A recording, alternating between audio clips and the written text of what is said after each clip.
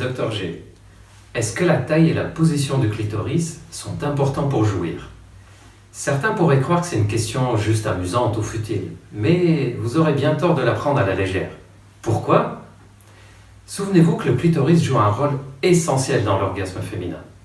Souvenez-vous aussi que le clitoris est le seul organe qui n'a qu'une seule fonction, c'est donner du plaisir et des orgasmes. On ne connaît aucun organe dans le corps humain qui a uniquement cette fonction. Souvenez-vous aussi qu'il n'y a que la femme qui a un tel organe. C'est vrai que c'est un organe très mystérieux, le clitoris, et je reviendrai là-dessus dans d'autres vidéos. Concentrons-nous maintenant sur est-ce que sa taille et sa position ont un rôle. Commençons d'abord par s'intéresser à la taille normale du clitoris, au repos et en état d'excitation. Si on vous dit que le clitoris mesure en moyenne, en repos, 8 à 9 cm, vous le croyez? Oui, bien sûr, il faut le croire.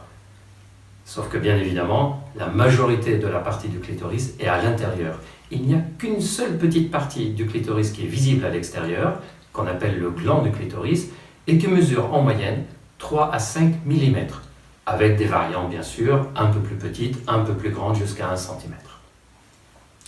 Et à l'état d'excitation, il ne va pas avoir un gonflement majeur. En réalité, ça va surtout s'engorger de sang, il va y avoir une tension, mais la taille et le volume ne vont pas augmenter de façon importante. D'ailleurs, à l'intérieur, ça va donner une sensation de gonflement, de tension, que les femmes connaissent bien au moment de l'excitation, et de chaleur, puisque c'est du sang qui se remplit.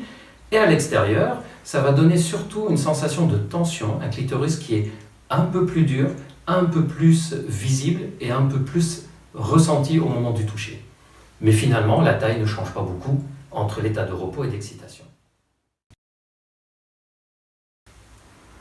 Finalement, est-ce que la taille compte ou pas pour les orgasmes? La science s'est très peu intéressée à ce sujet malheureusement, mais on a quand même quelques données qui nous permettent d'éclaircir cette question, et ensuite je vous dirai ce que j'en pense. Que nous dit la science? Il y a déjà une petite centaine d'années, Marie Bonaparte s'était intéressée à la question de savoir est-ce que la position du clitoris par rapport à l'entrée du vagin pouvait changer quelque chose à la capacité d'avoir des orgasmes. À l'époque, elle avait étudié à peu près 200 femmes, c'était en 1924, et sa conclusion était que plus le clitoris était éloigné de l'entrée du vagin, et plus les femmes avaient du mal à avoir un orgasme, mais elle parlait de l'orgasme par pénétration, parce que les femmes, que leur clitoris soit proche ou pas du vagin, arrivaient à obtenir un orgasme toutes seules ou en stimulant le clitoris.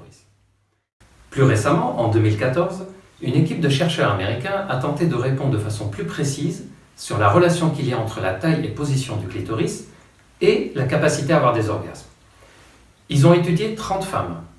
Ils leur ont posé des questions sur leur sexualité et surtout leur capacité à avoir des orgasmes pendant les rapports sexuels, et ils ont fait faire une IRM pelvienne pour voir la taille du clitoris et sa position. Leur conclusion était très nette. Les femmes qui disaient avoir une difficulté à avoir un orgasme pendant les rapports sexuels avaient systématiquement une taille de clitoris inférieure aux femmes qui disaient avoir une capacité d'avoir facilement des orgasmes pendant les rapports sexuels.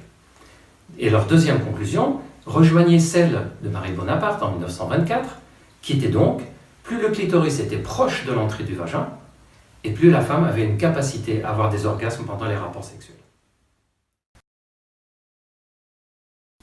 Maintenant qu'on sait tout ça, et avec l'expérience des consultations, voici ce que j'en pense. Que le clitoris soit de petite taille ou de grande taille, il finira par donner des orgasmes. Qu'il soit proche ou loin de l'entrée du vagin, il finira par donner des orgasmes. Il est vrai cependant que s'il est de grande taille, forcément la surface est plus grande, et donc il est beaucoup plus facile de trouver cette petite zone que beaucoup de femmes décrivent, qui est sur le clitoris, et qui permet de déclencher l'orgasme.